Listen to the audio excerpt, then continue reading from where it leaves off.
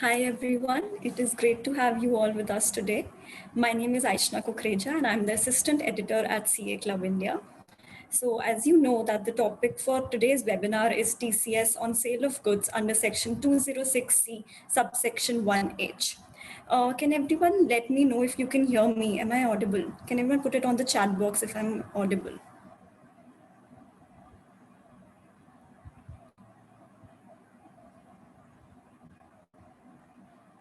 Okay, yes. So we have with us today CA Ujjwal Jindal, who is the founder of UJ and Company and the co-founder of UJ Legal LLP, who will be sharing some insights on the newest addition to the TCS section. Sir is a first-class BCom graduate from the University of Delhi. He is also an associate company secretary and a practicing chartered accountant. Moreover, he has also been certified from the CFA Institute in the Investment Foundations program.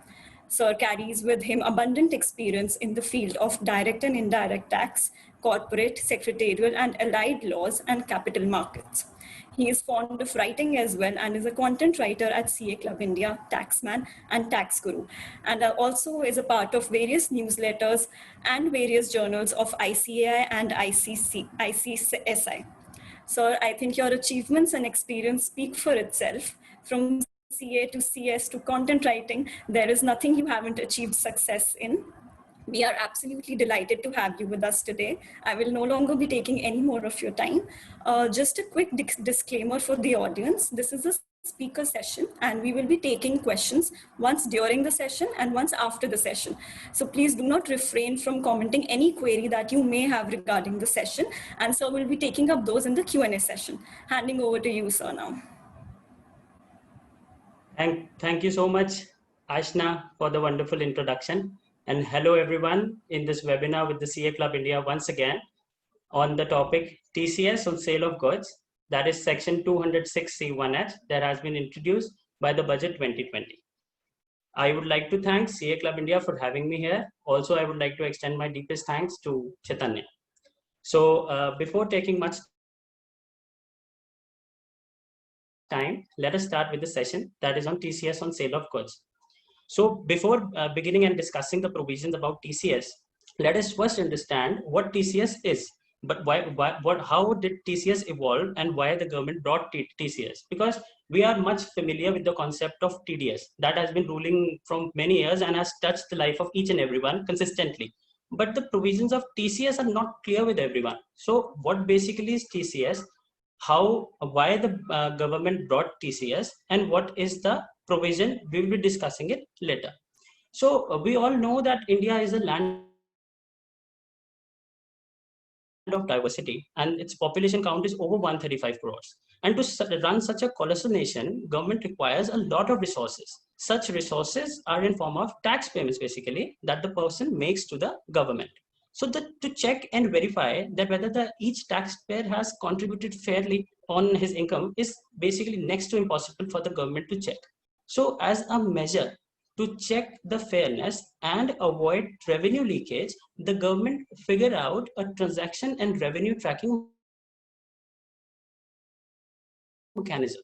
So there are two aspects. One is transaction and revenue tracking, and secondly is the advanced tax that people are getting, that the government is getting advanced tax by virtue of bringing the TCS provision. And this collectively was known as TCS, that is tax collected at source. So TCS operates like on the very principle of TDS. Whatever we have studied about TDS, the similar goes to TCS. But TCS exactly opposite. The operation of this particular provision is exactly opposite than that of TDS. I'll now explain the process of how and how TCS is levied and how it is collected. So in TCS, the seller or the collector, I should say, that collects a certain percentage as TCS over and above the sales consideration from the buyer collecting and deposits that amount with the government on behalf of the particular purchaser or collecting.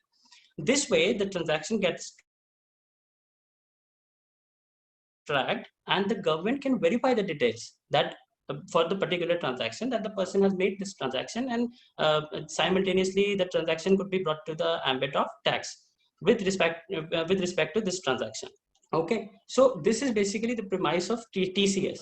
That is, whenever a person is making a transaction, so that particular person is that particular transaction is getting tracked, first of all, and second, the government is also getting an amount of tax out of it, that is in a way of advance tax. So I'm sure the people who are not clear about the provision of TCS are at least now understanding that what is TCS.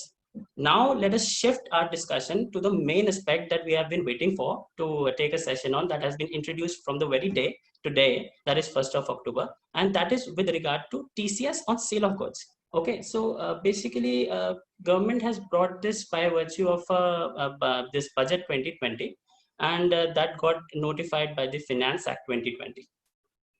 Okay, there were many changes in between due to COVID, and the section's effective date was shifted from 1st April 2020 to 1st of October 2020.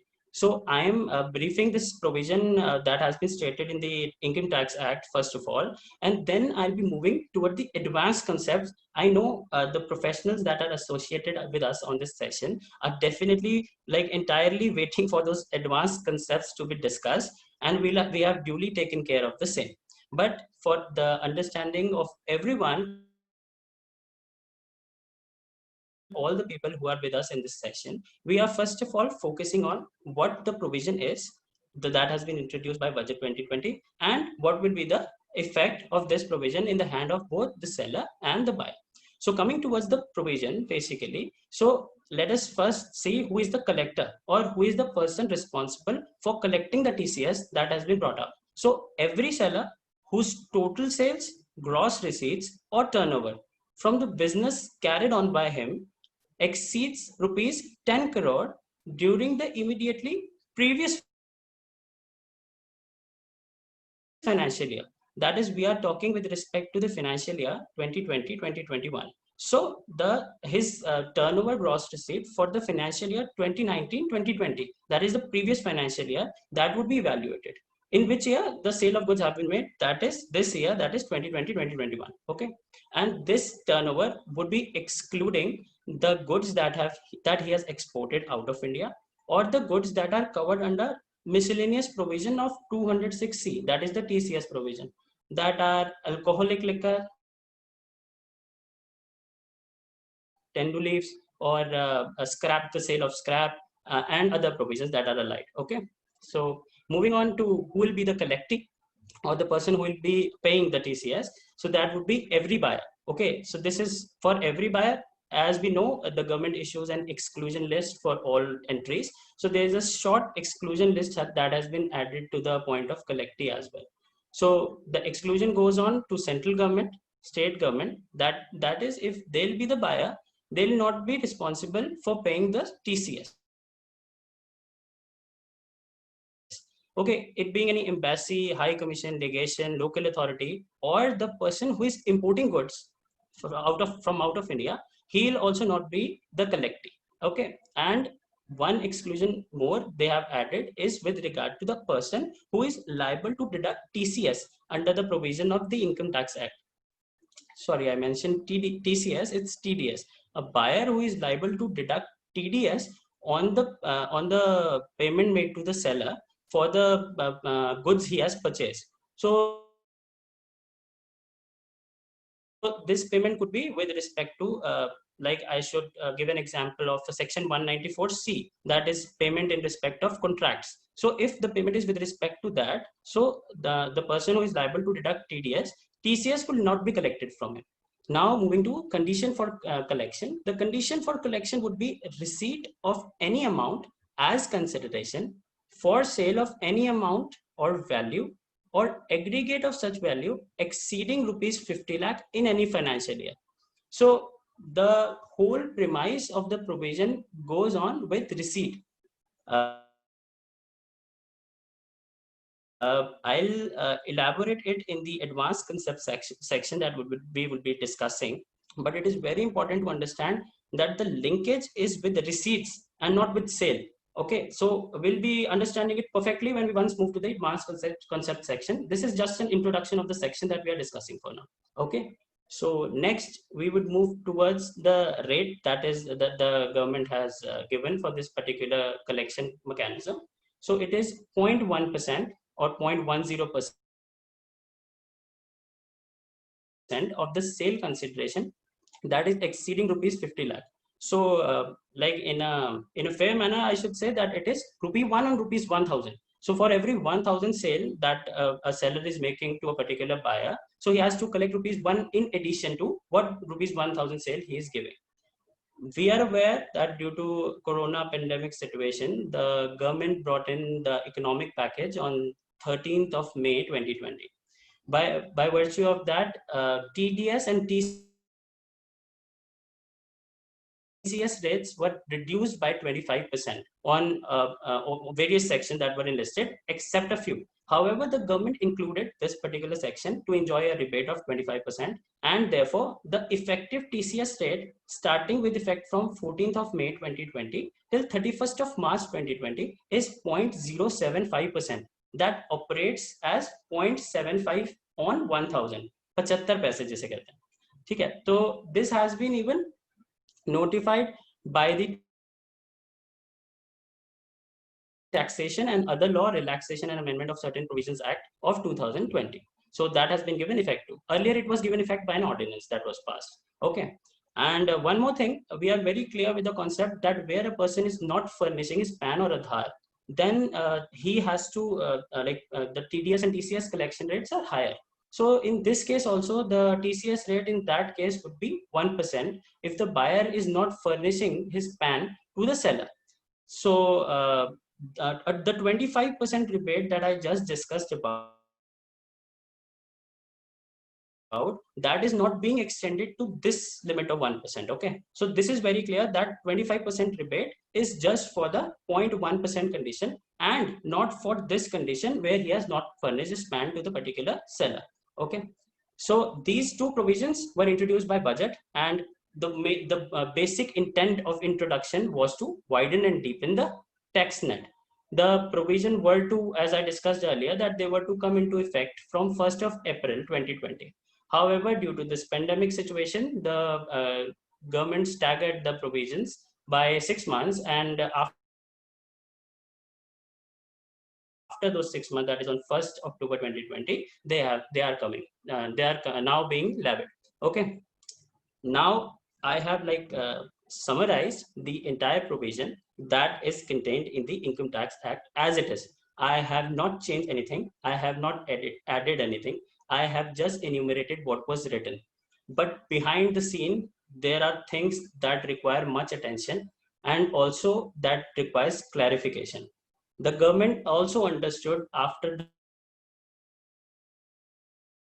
the introduction of this section and staggering the effect of this section to 1st of October, that there would be a lot of litigation or clarification that would be required by each and everyone. So basically to handle it, the government issued a circular 17/2020 on 29th of September, that is just 2 days before our scheduled webinar was, and I prepared everything, but taking the considerations from the circular, I amended what I was to deliver today. And I was all set to deliver it, but yesterday also on 30th September, there was a clarification that was issued in way of a press release by the CBDT, and I have also incorporated those clarifications and the circular wordings in my discussion on advanced concepts. So we are now proceeding to the advanced concepts. There are around 15 advanced concepts about this topic that I am just discussing. Everyone is, I request everyone to kindly take note of every provision,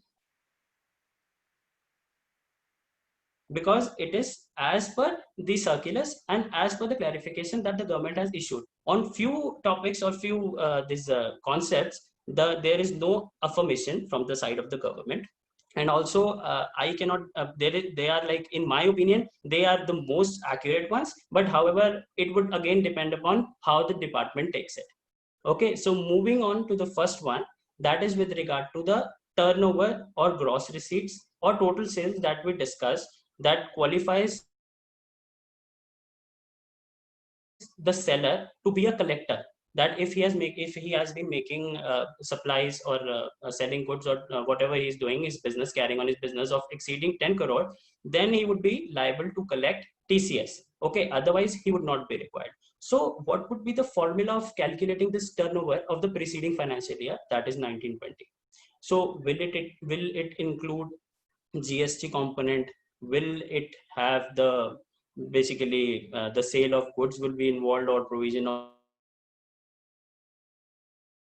service will be involved? So from all the data that we have compiled and gathered from various resources, it is clear that this turnover or gross receipts or total sales is on the component of goods that he has sold during the previous financial year, or the services he has rendered during the previous financial year, including GST.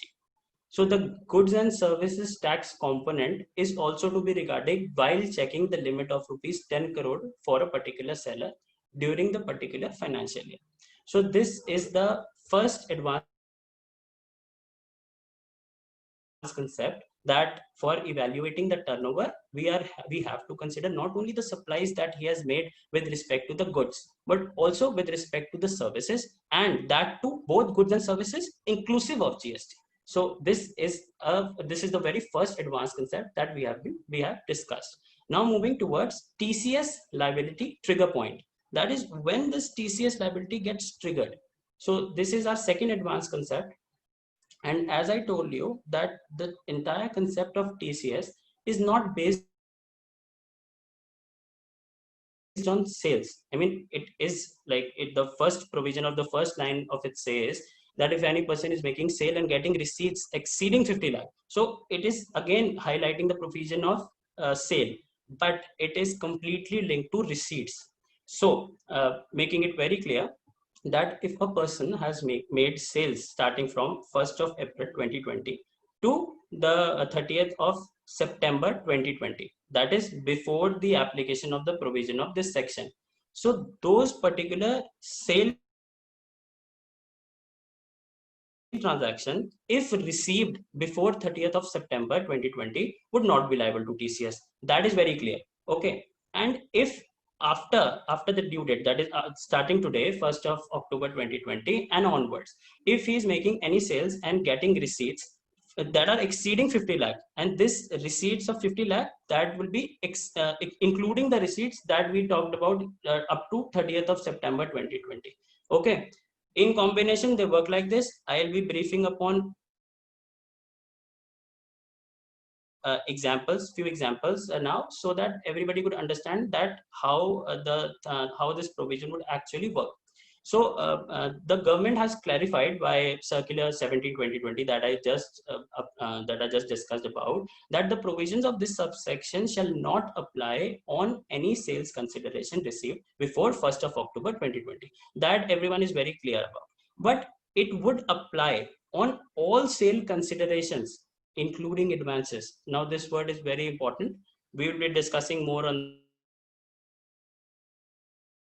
the advanced section. So it would apply on all sale consideration received on or after 1st October 2020, even if the sale was carried out before 1st October 2020. So even if a person is making out sales before 1st October 2020, but getting the receipts on or after 1st of October 2020, then those receipts, if exceeding 50 lakh, shall be liable to TCS collection. Let me brief everyone with 4 examples that I have prepared. I believe these 4 examples would definitely clear up the concept of this section. For example, Mr. A is a seller and he has receipts of rupees 60 lakhs up to 30th of September 2020. एक seller है, उसकी 60 lakh rupees की cell हो चुकी है, and he has received 60 lakh by way of cash or bank or whatever transaction type up to 30th of September 2020. Okay, and now after today, that is starting 1st of October 2020, he is making a sale transaction of say 10 lakh rupees and has received that particular amount. Now TCS at the rate of 0.075%. That is the reduced rate applicable for this financial year up to 31st of March 2021. So that would be applicable on the amount of rupees 10 lakh. Okay, because the transaction limit was total is of 50 lakh that he already exceeded up to 30th of September 2020. And any amount that we are now receiving out of the sales that have been made, so that would be that Mr. A would be liable to collect TCS from the particular buyer. Second case, say up to 30th of September 2020, 40 lakh worth rupees sales have been materialized and payments have been received for the same. Now, after 1st of October 2020, we are receiving a receipt of rupees 10 lakh against sale. So that particular receipt would not be liable to TCS as the condition of 50 lakh has not been reached, because 40 lakh plus 10 lakh is equal to 50 lakh. Moving to the third case, here the person has received 30 lakhs up to 30th of September 2020. Okay, payment has been received, sale has been given effective. Now 30 lakh is received on or after 1st of October 2020. Now the total size of this transaction up to like after the 1st of October 2020 is worth 60 lakh. Okay, 30 lakh plus 30 lakh. However, we know that up to 50 lakh there is no need to collect TCS. So we'll subtract 50 lakh from 60 lakh and we will have to collect TCS on 10 lakh on this particular transaction. If this particular buyer will keep on like continue purchasing goods from this particular seller, TCS would be levied on each and every transaction. Okay, talking about the last case, last and final case for the example, that is 20 lakh worth goods have been sold and consideration for the same have been received up to 30th of September 2020. Okay, 75 lakh is received on 1st of October 2020 or say any date after 1st of October 2020. Here again, up to 30th of September 2020, the condition of 50 lakh has not been reached. Okay, but after 1st of October 2020, 75 lakh has been received. So 25 from the previous period, 25 from this period is exempted, and we'll have to collect TCS. The seller has to collect TCS at the rate of 0.075% on the balance amount of 50 lakh.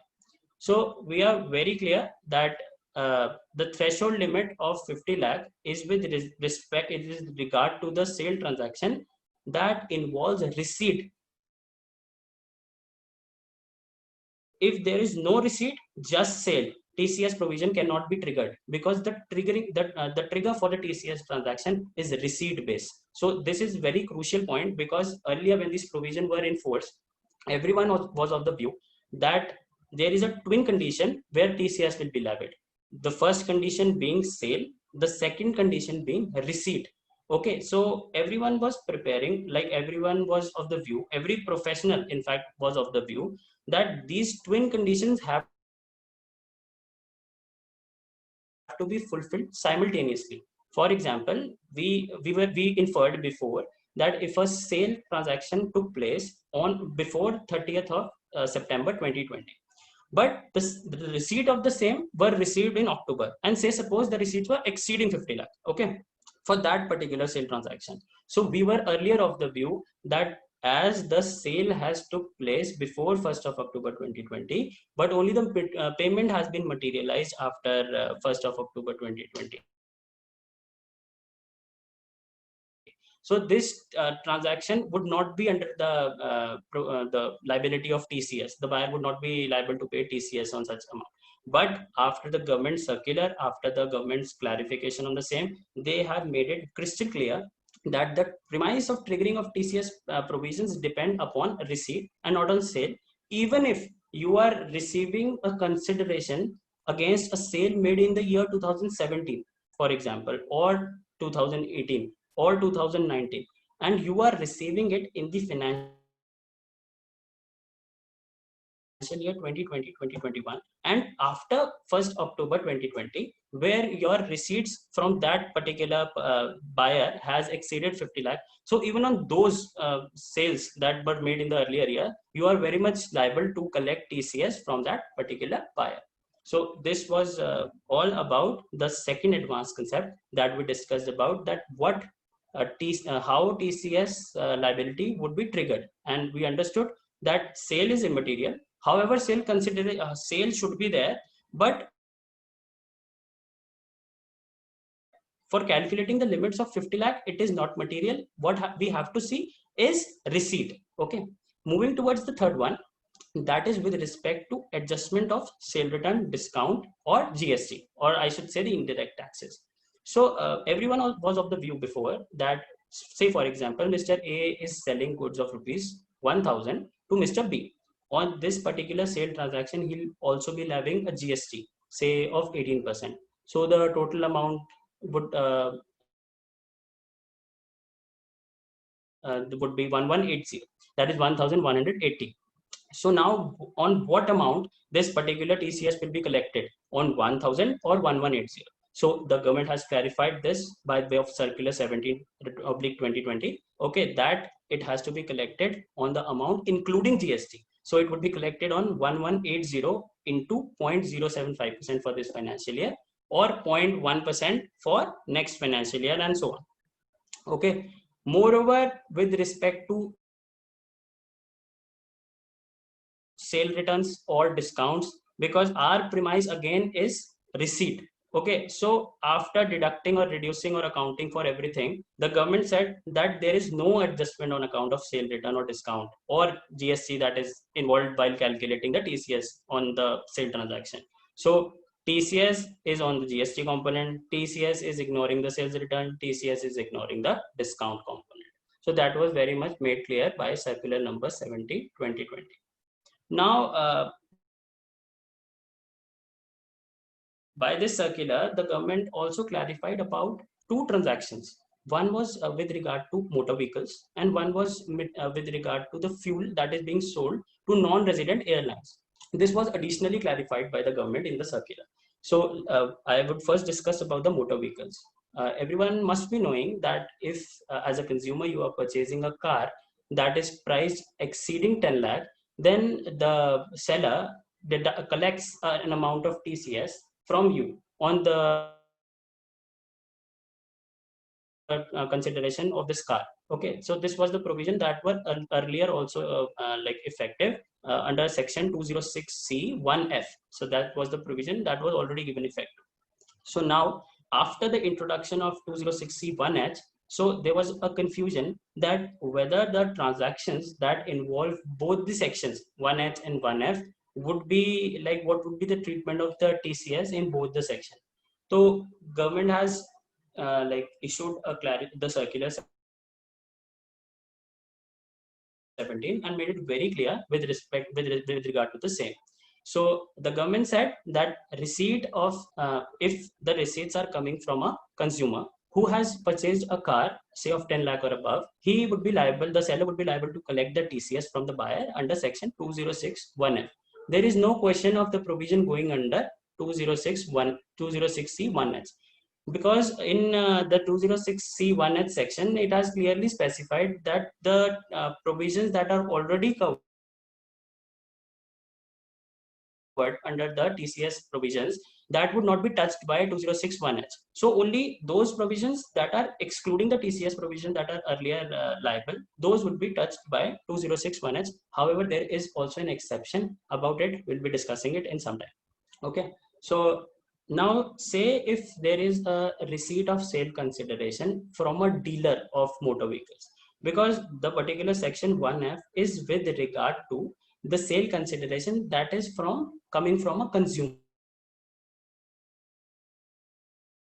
So now say there is a dealer. On dealer section 1F 206, I am omitting 206 because referring it like one after another would be like difficult for me also. So I'll be highlighting it as 1H 1F. Okay, so 1F is for motor vehicle consideration that is coming from the consumers and not from dealers. So if there is receipt of sale consideration from a dealer, he is out of the purview of section 1F. Okay, and therefore he will be covered under 1H if again the condition of 1H would apply, that if the consideration is exceeding, the sale receipt is exceeding 50 lakh in a particular financial year, that is this financial year 2020-2021. Secondly, the government clarified that, say, for example, a consumer is purchasing a car that is below the value of 10 lakh, that is say 9 lakh, 8 lakh, that is any value that is below 10 lakh rupees or 10 lakh rupees also, because 1F is applicable to the consideration that is exceeding 10 lakh.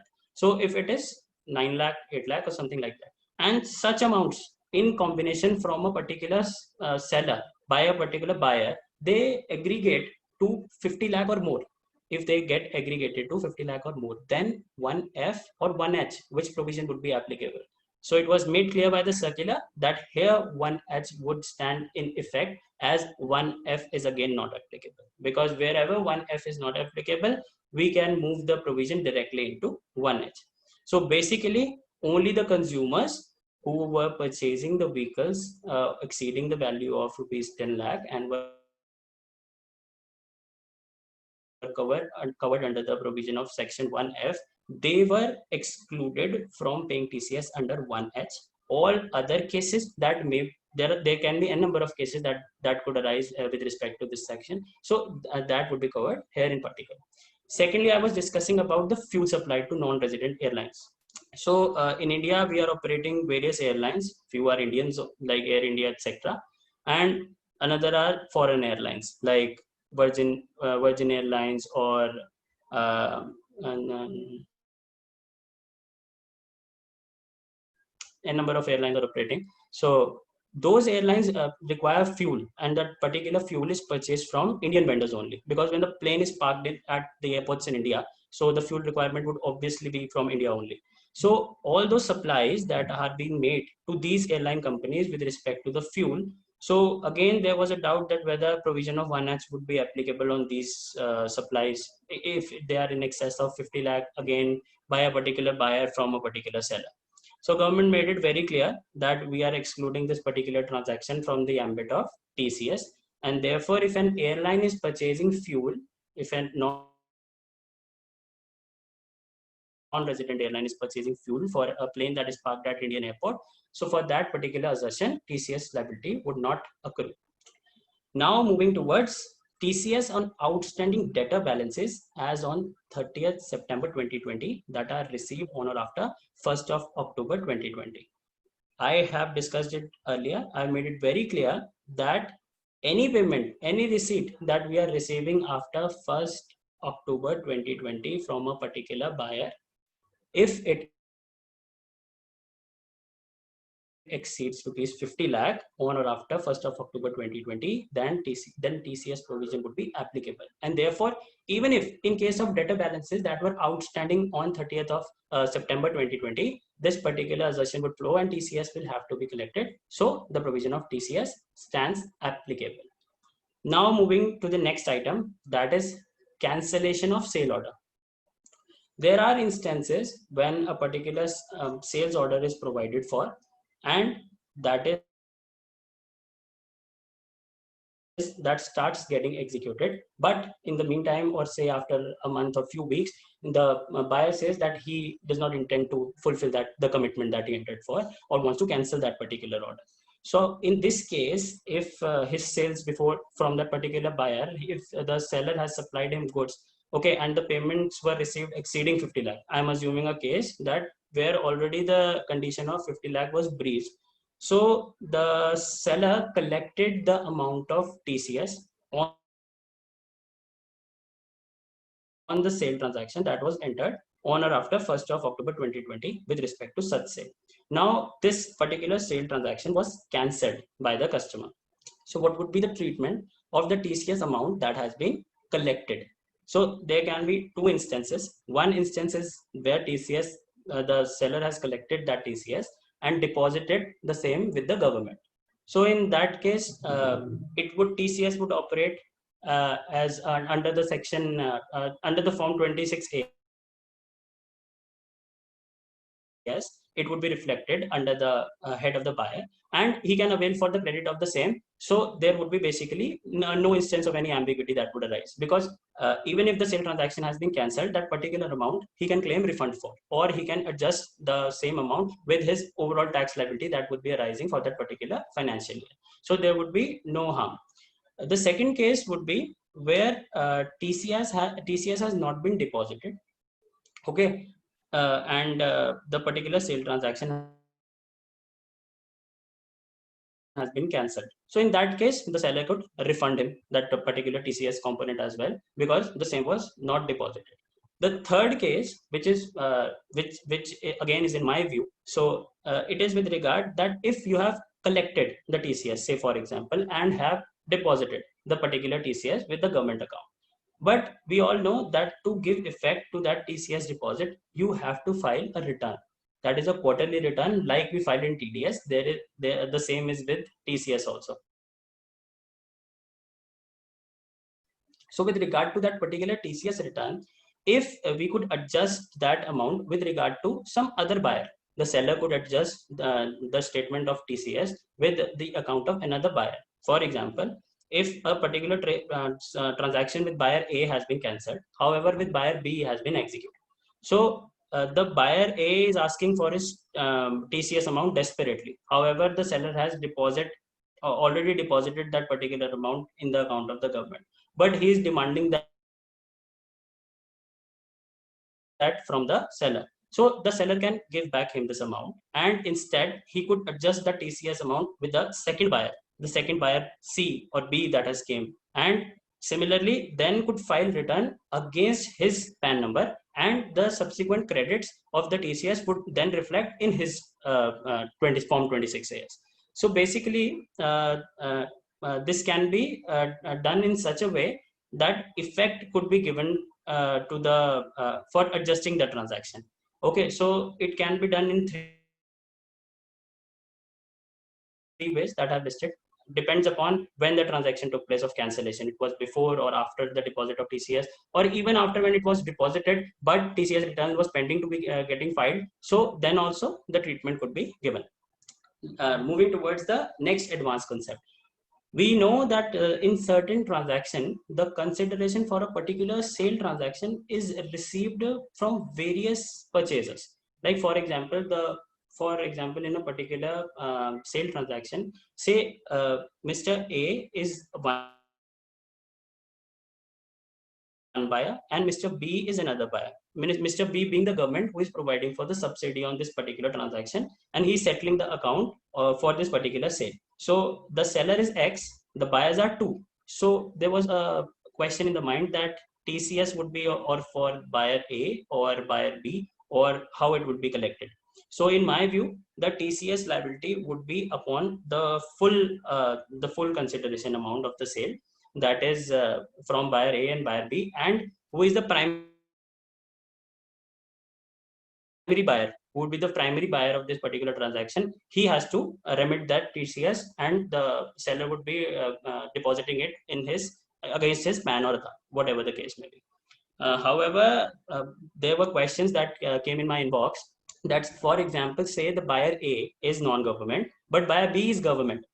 It's a state government or central government that is remitting the subsidy on that particular transaction.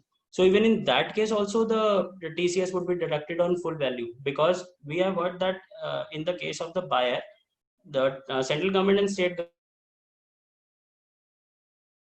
government are excluded from the ambit of TCS. So whether they will be counted again, or what would be the treatment? So again, the treatment would be the same. It will be for the same sales consideration that has been received, and it will be on the first party, for the PAN against whom it is furnished, and he will be getting the subsequent credit for this TCS transaction. I hope till now every point has been made clear with examples and everything. So we are moving towards the next advanced concept. I'm sure everybody is relishing the webinar, and there is no question of getting bored. We'll be taking up all the questions that are arising with respect to the topics that I have been discussing, or they are your questions at the end of the session. Okay. So now moving towards the advanced concepts. number 9. We have covered 8 concepts, and now we are moving to the 9th one. It is with regard to debit note and credit note. Okay, so we know debit note enhances, like creates an extension for the buyer to pay more amount to the seller for the sale, and credit note is just the opposite, where the seller will give the issue the credit note to the buyer, and he can purchase more goods for the amount of credit note that the amount has been mentioned against the credit note. So if a debit note is, say, given to by a particular seller to the buyer, and we are for now expecting that all the condition of 1H, section 1H are fulfilled, like 50 lakh has been extended and everything has been done. So whenever a debit note is being issued, and it is on or after 1st of October 2020, and it is for an amount that is exceeding, it is exceeding, just give me a second. Yes, we'll resume. Sorry for the intermittent pause. Yeah, so whenever the debit note is issued by the particular seller to a buyer, so that particular seller has to collect amount from the buyer against the consideration. And if the condition of 50 lakh is already achieved, so the TCS on this particular debit note will also have to be collected by the buyer from the seller. So debit notes would create an additional implication of TCS if the conditions and limits are breached. Okay, मतलब 50 लाख हो चुका है exhaust तुम्हारा, और उसके बाद you are getting any amount by way of a debit note, so TCS would be applicable on that particular.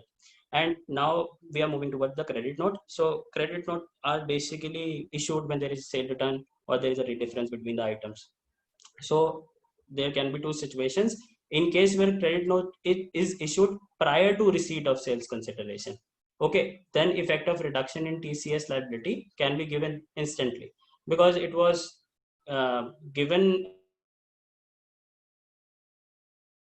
before materializing the sale and getting the consideration. So effect of TCS liability can be reduced accordingly. However, if this credit note is issued after the sale has been materialized, in that case, in that particular case, the again that we discussed above, then there would be two instances. One where the person has already deposited this TCS component with the government of India, then it would be automatically reflecting in Form 26A. Yes. The second, if the seller is the buyer is deliberately asking back his TCS component on the particular amount credit note, then that could be managed by way of the TCS statements or TCS returns that are to be filed quarterly. So accordingly, the treatment would flow. Next, moving towards the TCS on sale consideration adjusted against the amount payable to said party. That is where transaction of sale and purchase made with the same party. For example, Mr. A and B, A is the seller, B is the buyer. They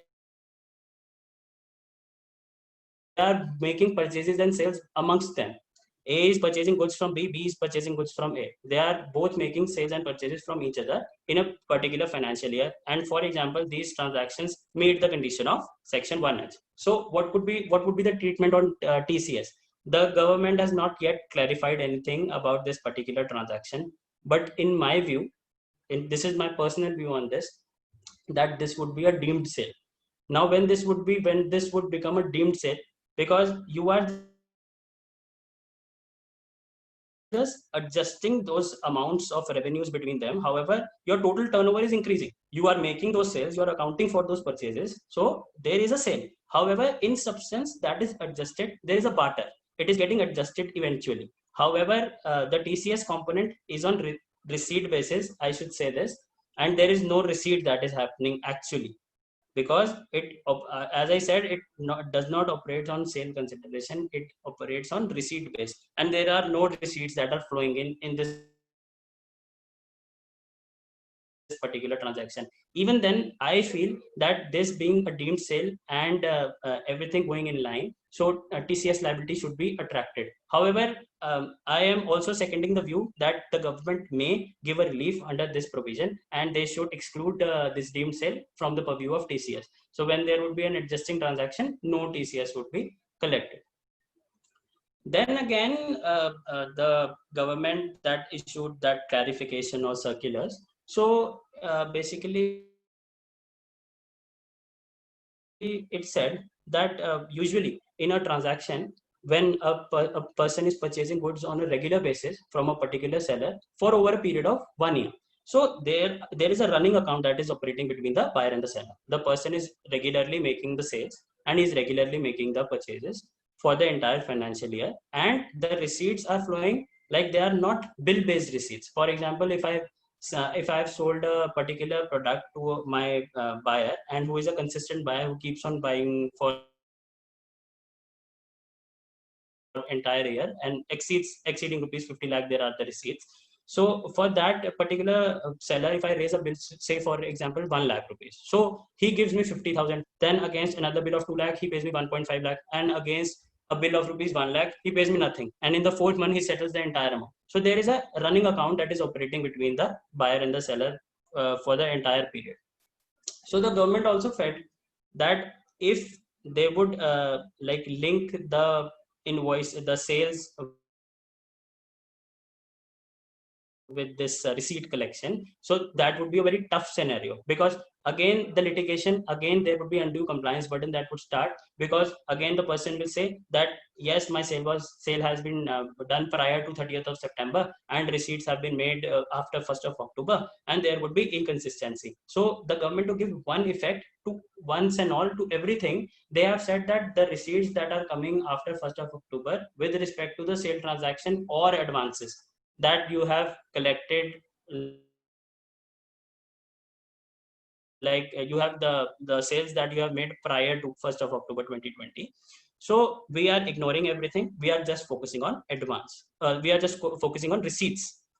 So if your receipts are flowing from 1st of October 2020 and they are in excess of rupees 50 lakh, in that case we are ignoring everything, and those receipts would form the premise. And this has been done to maintain a consistency or ease of operation, because if we have to account for a particular sale transaction and see the receipts simultaneously, so that would be a very difficult scenario to manage for now. However, we are also considering the fact that paying of the collecting TCS from the buyer would block the working capital. That is for sure. It's going to block it. But what to do when the government has brought the compliances? We have to just go with that. And likewise, in case of running accounts, this is just a clarification that they have given yesterday only. Yesterday itself, this particular clarification came. Next, we are moving towards that whether TCS is a type of another tax. There has been question from my clients. Basically, this question was from my clients, that we are already paying GST on our purchases. We are paying income tax on our the incomes and the business that we are running. We are paying income tax on it. So whether TCS is an additional tax that has been introduced by the government by budget 2020. So all professionals would already obviously be knowing, and all those common mans who are attached to us, or laymen who are listening this lecture for their value addition. So TCS is not a tax. It is just like an advance tax or TDS that you already know and understand well. So this particular amount will get reflected in your Form 26AS, and accordingly you will be able to adjust your tax liability at the end of the financial year with respect to the amount of TCS that has been deposited. Again, I would like to mention that yes, the TCS would block the working capital for the buyers. However, the government has gave like a presentation explaining that this the entire impact of this particular section would be on a very like small section of people, because the people who are supplying goods in excess of rupees 10 lakh, so they are just 3.5 lakh people, like all around India, including the companies, proprietorship firms, etc., that are operating. So they are just 3.5 lakh sellers who have been showing in actual their sales exceeding 10 lakh rupees, and therefore they are already following up all the compliances. They are already having the TAN numbers. They are already following the procedures of TCS and TDS. So there would be nothing new. And even if for some, like for some buyers, it could be a new thing, because they were not operating under the channel of this TCS earlier. So 0.1%, that is the amount, and for this financial year it is 0.75%. So that is a minuscule amount according to the government, not according to me. So it is a minuscule amount, so that could be easily be adjusted against everything. Just to make sure that I cover everything, I am like giving a very short presentation on what would be the accounting treatment, or what is the suggested accounting treatment for the this TCS compliance that is coming. As I told you that this is a running account between the purchase buyer and seller, and it would not be able to get linked with each invoice being linked to each sale or each receipt. So how we would account for it? So we'll create, for the professionals, we'll create a TCS clearing account. This TCS clearing account would account for the TCS that we would have to collect. Obviously, that would be on receipt basis, and that would be deposited with the government on receipt from the buyer. Okay, that is why we have termed it as clearing account, because that will get cleared. Okay, so say for example, buyer one, we are making a the person is making a sale to buyer one, and this particular buyer one is paying a total receipt of say 1000 is towards the sale consideration, that is the gross value excluding tax, and 180 18% GST I'm assuming normally. So that is basically the GST component. So he is liable to pay 1180, and we are anticipating that that 50 lakh condition has been breached, and now TCS would come in picture, because he's a purchaser who keeps on purchasing exceeding the value of 50 lakh or even more. So in that case, we'll create a TCS clearing account, okay, for the same transaction, and with I'm taking for the ease of calculation, I'm taking it as 0.1%, the rate of TCS for now. So the entry would be, the seller would be debiting the buyer account. So buyer account debit to sale, that is the sales consideration excluding GST, to GST. Here comes the GST amount,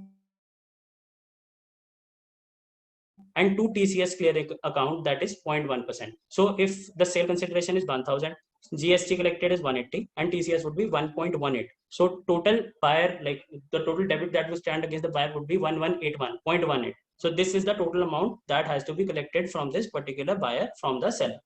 When the seller will receive this particular amount, he'll pass the entry bank to buyer. That is very clear that the total amount has been received, and he'll shift the TCS clearing account to TCS payable, because now it becomes payable finally. So TCS clearing becomes TCS payable, and finally, when the liability of TCS is paid off, we'll pass the entry TCS payable to bank. In this way, the transaction would automatically get submerged, and the given effect of TCS would be given completely. So I was just highlighting the accounting aspect of how the TCS provision would work. Now there could be a condition. We are just left with two more advanced concepts, and then we'll be taking up all the questions that you have, if there are left, if there any of the questions are left unattended, because I have already covered many of the advanced concepts that were in the minds of people, and I have especially asked for this webinar because I was getting a lot of queries from all the professionals and even my clients. So I tried to incorporate almost every kind of query that was coming to me. So there could be a condition, there could be a case in which there could be the sale is happening in one financial year, and we are getting the receipt in another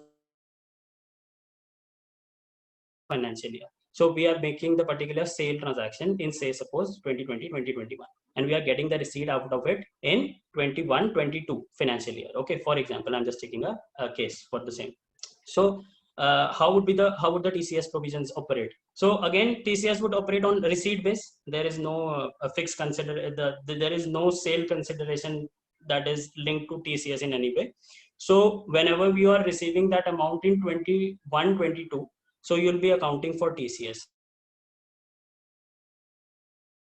But there would be a slight change, because in 2020, 2021, you have been collecting TCS at the rate of 0.075%. However, in 21, 22, the rate would again become normal. That would be 0.1%. Okay, 0.1%, yeah, 0.1%. So yeah, that has also to be accounted for. And I believe that would be done by way of issuing of debit notes. Okay, so again, if you are issuing that debit note, automatically the debit for the TCS would be created, and everything would be managed likewise that we discussed above in the advanced concept section. Legal now, just highlighting few legal compliances. We are done with the advanced concepts. Everything I've covered, what best I can do. So we are just covering the legal compliances that are relating to TCS. So that is a person who is selling, he has to obtain a TAN number, because obviously he'll have to collect tax and deposit it against the buyer's PAN. So he'll be liable to have a TAN number. Then the deposit date of this particular TCS would be 7th of the next month. So if it is collected in the month of October, it would have to be deposited by 7th of November. So that would be the date. And for filing the TCS return, as it is like in TDS, it's a quarterly compliance. So it has to be completed for the quarter. I'm just talking about this October because it starts from October. So for December, the first return would go for the quarter 3, that is from October to December. And the date of filing it would be 15th January. And for quarter 4, that is up to 31st of March, it is 15th May, not 15th April, it's 15th May. However, there is an extension in the filing of this returns for TCS also by the economic package. The form for filing the TCS returns is form 27 EQ. Yeah, form 27 EQ.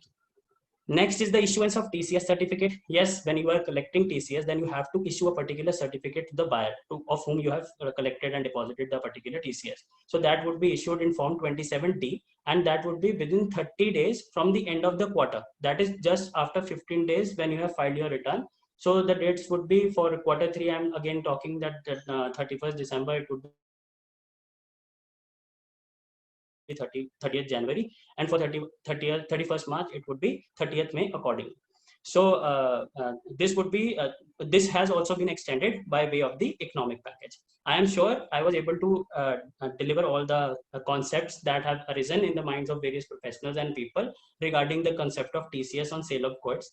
Okay. If there are any questions, any comments that you'd like to share or you'd like to ask, I'm free to take questions for now.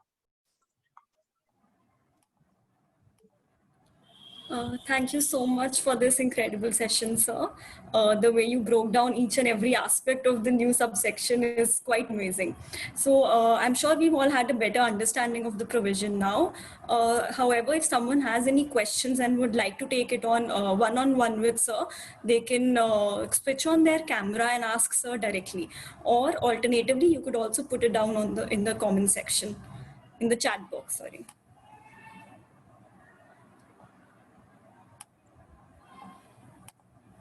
Aishna, I would like to thank you and CA Club India for having me here. It was every time a delight to be here and to take webinars and to discuss all the provision. It was again a delight. Thank you so much, Chaitanya. Thank you, Aishna and CA Club India. Thank you so much for having me here. Everyone, you could please ask your questions. I'm there. Yes, sir. So we have some questions from Dipali. Is TCS applicable on lease of goods? Lease of? Lease of goods.